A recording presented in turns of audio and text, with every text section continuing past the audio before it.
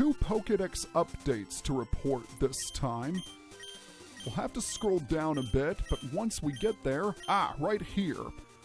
While I was surfing the open waters, I managed to catch a Tentacool, raise it to level 30, and evolve it into a Tentacruel.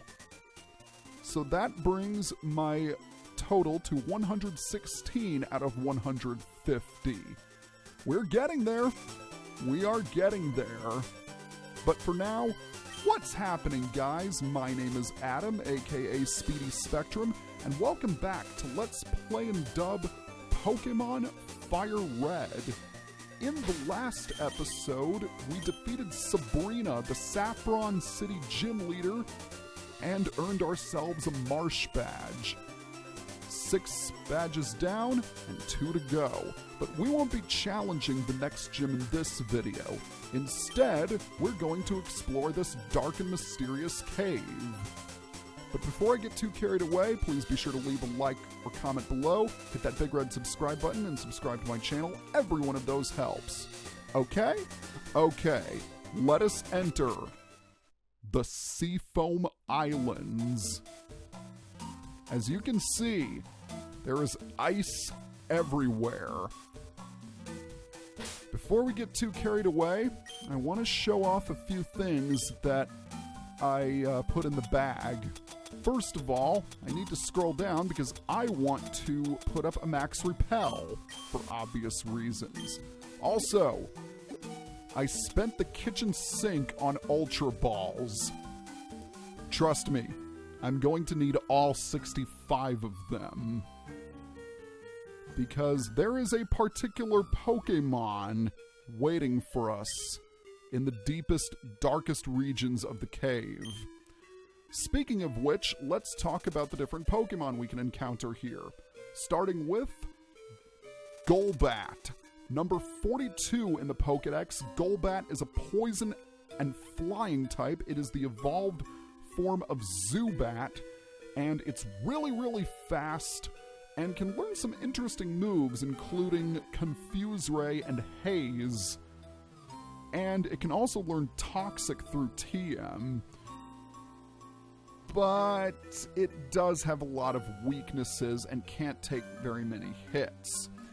For this reason, it's hard for me to recommend Golbat. I would recommend it if it could access its final evolution, but alas, it cannot. The Seafoam Islands are where water Pokemon thrive. Case in point, Seal. Number 86 in the Pokédex, Seal is a water type, and it's essentially your standard water Pokemon. Its stats are pretty mediocre, and its move pool is fairly generic. There are several other water Pokemon out there that are much better than Seal, and it is for this reason that Seal struggles to stand out. Now, if you look hard enough, you can also encounter its evolved form, Dugong. Number 87 in the Pokédex, Dugong is a water and ice type. Yes, it gains an ice type upon evolving, which is one of the rarer types. I'll give credit to Dugong. It's only got a 5% encounter rate, so it is tough to find, but it's not very useful. And that's because it is outclassed entirely by Lapras. Lapras's stats are better, Lapras's move pool is better. There's no reason to use Dugong if you have Lapras. Next up is Horsey. Number 116 in the Pokédex, Horsey is yet another standard water type. It doesn't evolve until level 32, so it's going to be really tough to raise, and it also has a fairly underwhelming move pool, not to mention its stats are lackluster. Just like Seal, I can't recommend Horsey at all. Here's an interesting factoid though. In red, blue, and yellow, it has a 100% chance of holding TM33, which contains Ice Punch, if you trade it over to gold, silver, and crystal. So that's rather odd. Usually, a Pokemon would be holding a berry or something like that. So, it's pretty interesting. And continuing the marathon of mediocre water types, Crabby. Number 98 in the Pokedex, Crabby is, you guessed it, a pure water type. The first thing that jumps out about Crabby is its massive, massive physical attack, which does seem appealing at first, and indeed, its ability of Hyper Cutter can prevent its attack stat from being lowered. Shell Armor is also nice, because it prevents you from landing any critical hits on Crabby. So, Crabby looks rather appealing, right? Not exactly. The problem is Crabby's move pool. It does not complement its stats. And it's also very, very slow. It wasn't until the physical special split happened that Crabby really started to be at least somewhat usable. You can often find Crabby in breakable rocks once you get the HM for Rock Smash. But I don't like Crabby very much. So next up is Golduck. Number 55 in the Pokedex, Golduck is a water type, the evolved form of Psyduck, and it's only accessible in Fire Red. It's a decent Pokemon. It makes for an alright special attacker. Its stats are pretty good, and it does have a nice move pool. If you do catch Golduck, make sure that you have Cloud 9 for its ability. Damp is just flat out awful. But overall, yeah, Golduck's not too shabby. If you're playing Leaf Green, however, you get the better end of the deal in Slowbro. Number 80 in the Pokedex, Slowbro is only encountered in Leaf Green, as I mentioned before. Its defenses are monstrous. Yeah, this thing can take hits all day long. It's a great special attacker. As its name implies, it's very slow, but very tanky. Water and Psychic is a great type combination to have. I've always been a fan of it. The only downside about Slowbro is that it does have rather lackluster abilities. I'm not a fan of Own Tempo or Oblivious.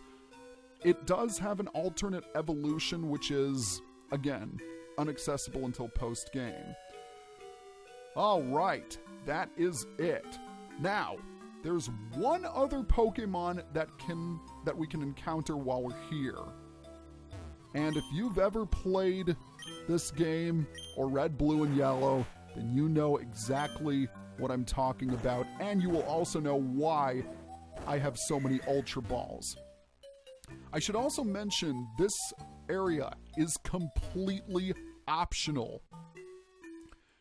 If you have a Pokemon with Fly, you can just go to Pallet Town, then surf south and you'll be in the next city. But you know, I wanted to show this off. As you can see, you're going to need a Pokemon with strength before you come here. I would also highly, highly recommend that you come packing some full heals. Now, admittedly, I did go through this entire dungeon off-screen via a practice run. So some of the boulders are have already been pushed. And I don't know why I decided to use a full heal right then and there. But, yeah. The main gimmick of this dungeon is that you need to push the boulders down the holes. Because once they reach the bottom, they will fall into the water where they will act as a makeshift dam.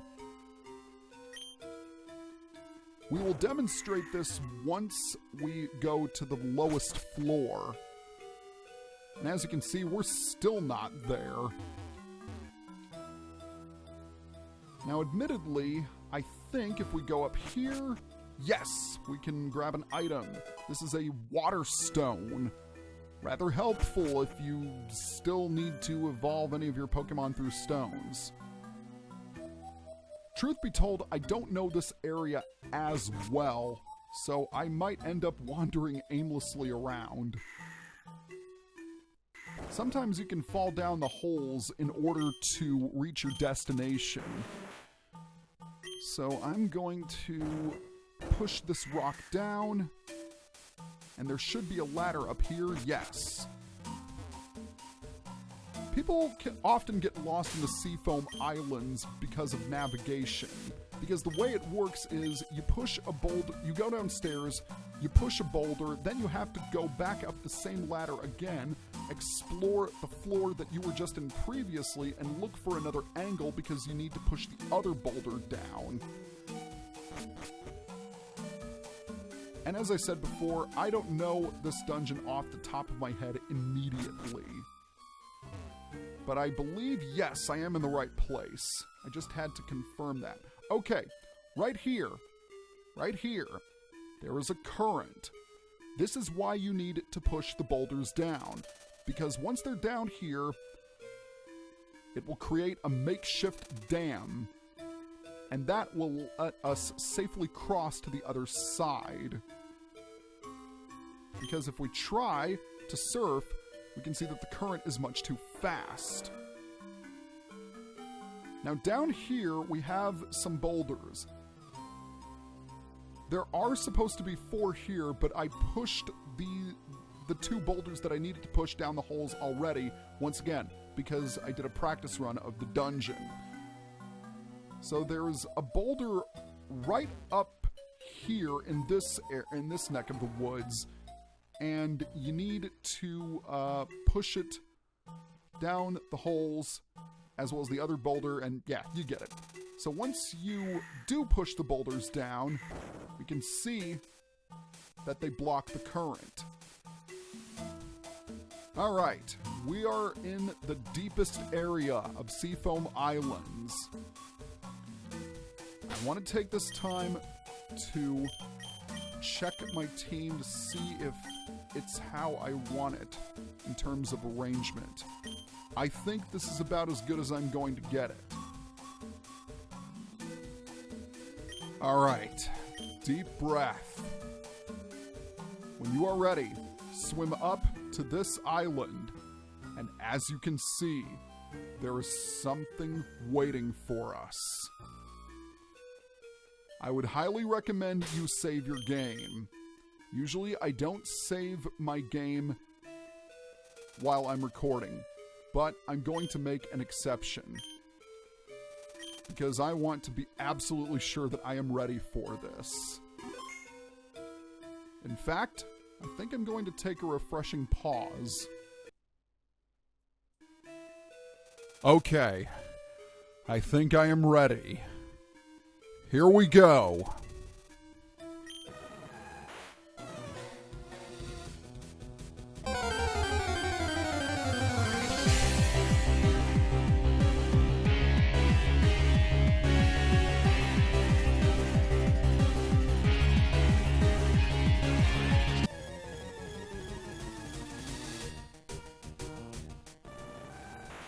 Behold, Articuno, the legendary bird of ice.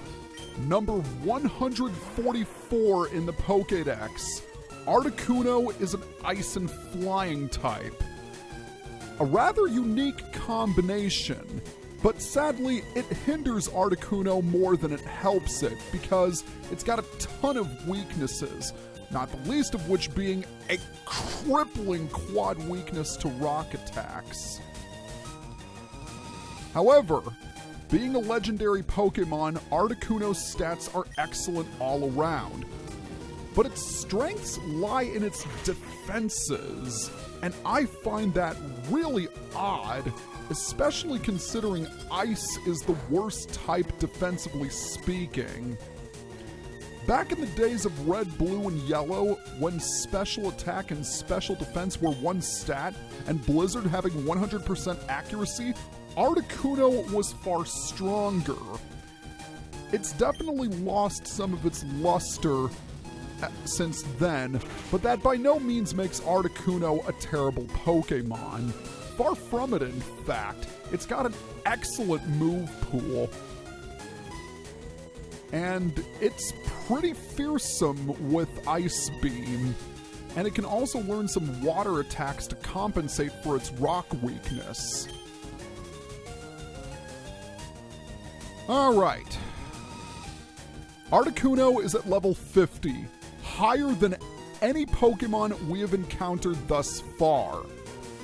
It also has a catch rate of 3 out of 255. You are going to have one heck of a time trying to catch this thing. That being said, do I recommend you use your Master Ball on it? No. As difficult as it may be to believe, there are several other Pokemon that are even more challenging to catch than Articuno. It is armed with the moves Ice Beam, Mist, Mind Reader, and Agility. Mind Reader will ensure that its next attack hits without fail. Agility, we know it already. It pumps up speed. Mist negates any stat changes that have been used up until the point it's been activated. So if you are hoping on lowering Articuno's stats, not going to work here. Of course, the main thing we have to worry about is Ice Beam. Not only does it pack a punch, it can potentially freeze us. And this is the reason why I've decided to use Overton to catch this thing. As you can see, its HP is about as low as I can get it. If you can either put it to sleep or paralyze it, your chances of catching it will increase slightly. Not by much, but slightly. I have 65 Ultra Balls, and something tells me I am going to need every single one of them. Because, I'm not gonna lie, I could be here for quite a while. Of course, Yawn takes 2 turns to activate. And at this point, there's really nothing more than I can do. Expect that to happen a lot. Expect it to pop out instantly after it goes into the Ultra Ball. I know it's tempting to use that Master Ball, but trust me, you don't want to use it too. Oh, I thought I had it for a second there. Eventually, Articuno is going to run out of agilities to use. And of course, the main worry is if it uses all of its PP, then it's going to use Struggle, which will cause recoil damage. This is especially important because I want to make sure that I can at least put it to sleep so it'll stay alive for a few more turns. But of course, that's not going to happen for quite a while, and odds are I would run out of Ultra Balls before that happened. Alright, the Yawn kicks in and Articuno goes back to sleep. So this would be my 5th Ultra Ball. I'm not gonna lie, this can take quite a while.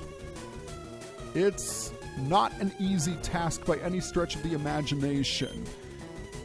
As a matter of fact, in Red, Blue, and Yellow, there was an infamous glitch called the Missingno Glitch, where if you surfed along the coast of Cinnabar Island, which is going to be our next destination, you would encounter a glitched Pokemon called Missingno, which stands for missing number, because it's missing a number in the Pokédex.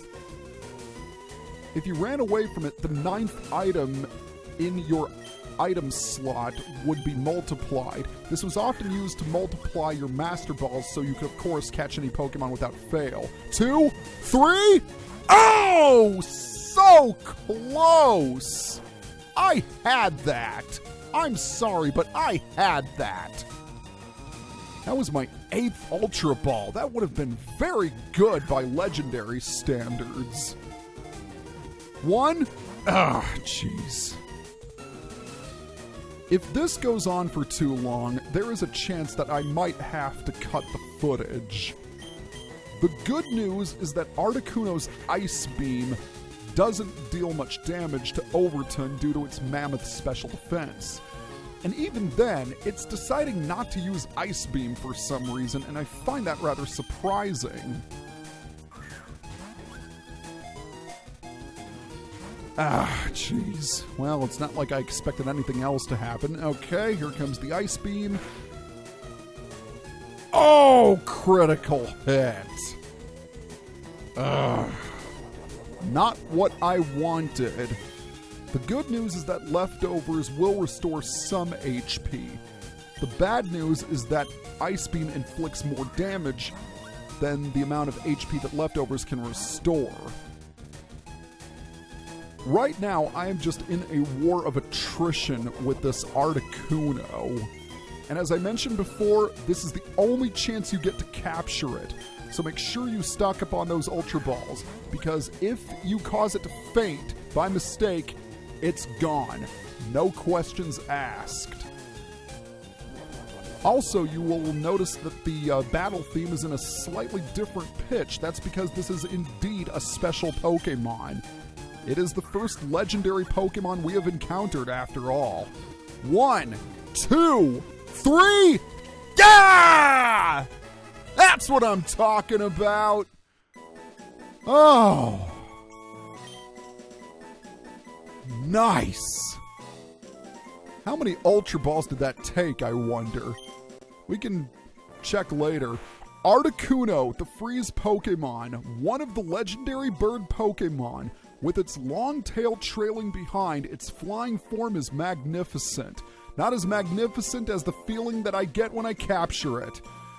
Now, as much as I would love to use Articuno on my team, I will not. I know, I'm going to disappoint some of you by saying so, but the fact of the matter is Articuno is a legendary Pokemon after all. And using it would just make the game too easy. I mean, anybody could breeze through the Elite Four using legendary Pokemon, and I like the challenge that comes with raising a standard team. And I know some of you are going to say, oh yeah, well I beat the Elite Four using my level 100 Articuno. Yeah, so can everybody else who has a level 100 Articuno can make that statement. Now, admittedly, actually, I don't want to go down there just yet. In fact, there is an item that I need to collect. We're going to grab it, and we get an Ultra Ball. Speaking of which, how many Ultra Balls did I use? Not counting the one we just collected, 13. 13 Ultra Balls. Since 53 minus 1 is 52, we had 65. So yeah, we used 13 Ultra Balls to capture that Articuno. Now, as you saw down there, one of the boulders has been pushed, and we need to get the other one. So we're going to fall down here and completely fail because I just remembered that I went the wrong way. Okay, what we really want to do is we want to go up here. And then we want to head back up the ladder, but first a wild Pokemon encounter, because no Seafoam Islands expedition is complete without first encountering a Psyduck. Doesn't really matter, I've already caught one for my team. In fact, I caught two. Remember, I had to get a Golduck so I could trade for that Lickitung. But let's go ahead and pull out another Max Repel. I'm racking up quite a few minutes right now, so I think the best I can do is to just exit the Seafoam Islands and then end the video right there. And right now I am going around in circles. I want to go up here because I need to, actually I need to go upstairs again. So we're going to head up this ladder. And then we need to walk all the way to the other side because we need to push the other boulder down. Okay, now we're cooking. Go on, Rasmussen, do your thing.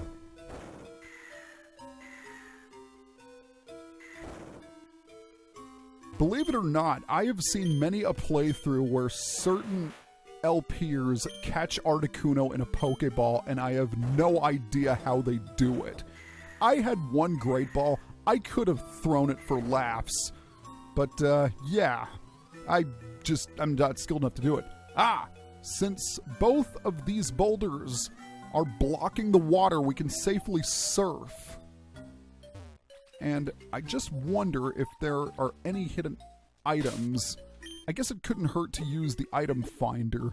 I think I've kind of given up searching for the hidden items because they aren't really that significant. All right. So with the water safe to surf on, we can go up here and then promptly activate another max repel. I wasn't lying when I said we needed to stock up on these things. Okay. Guess what? We are finally out of the Seafoam Islands. Now, there are a few trainers that we can battle here, but I'm not going to battle them. Instead, I'm going to talk about the new Pokemon that you can encounter while you are surfing. The first of which is Sidra. Sidra is number 117 in the Pokédex. It's the evolved form of Horsey, and its stats don't really improve upon evolving. It's pretty much just your average water type. It does get Poison Point for an ability, so that's rather nice. But it would be so much better. So much better if it had its evolution. And that's a shame because I love Kingler. It gets a dragon type when it evolves. It's even classified as the dragon Pokemon, so it should have the dragon type in the first place. But since it doesn't, it's just painfully average. And that brings us to our next Pokemon, Kingler. Number 99 in the Pokédex, Kingler is the evolved form of Crabby, and everything I said about Crabby remains true about Kingler. A subpar move pool, massive physical attack, but it just doesn't have the move pool to use its stats. It's known for using an attack called Crab Hammer, which is quite powerful, but since it's a water-type attack, it derives its strength from Kingler's special attack, which is not very good, and the best physical move that Kingler can learn is Double Edge. And while that's far from the worst move in the world, it could do a lot better. It's not recommended overall. Next up, we have Shelder. Number 90 in the Pokédex, Shelder is a water type, and it is only obtainable in Fire Red. Shelder, when fully evolved, has the best physical defense in the game. When it evolves into Cloyster, it gets a base defense of 180. This thing can shrug off physical attacks like they are nothing. And not only that, its offenses are pretty good too. The main weakness is its low special defense. If you can keep it away from electric and grass attacks, then it can definitely serve you well. It gains an ice type upon evolving, that's always nice.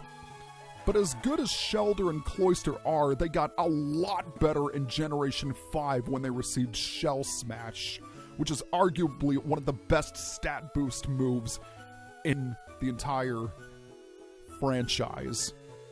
But Shelder's a great Pokemon overall. However, if you are playing Leaf Green, rejoice, because you can catch Staryu. Number 120 in the Pokédex, Staryu is a water type, and we remember Staryu because Misty used one in her gym battle.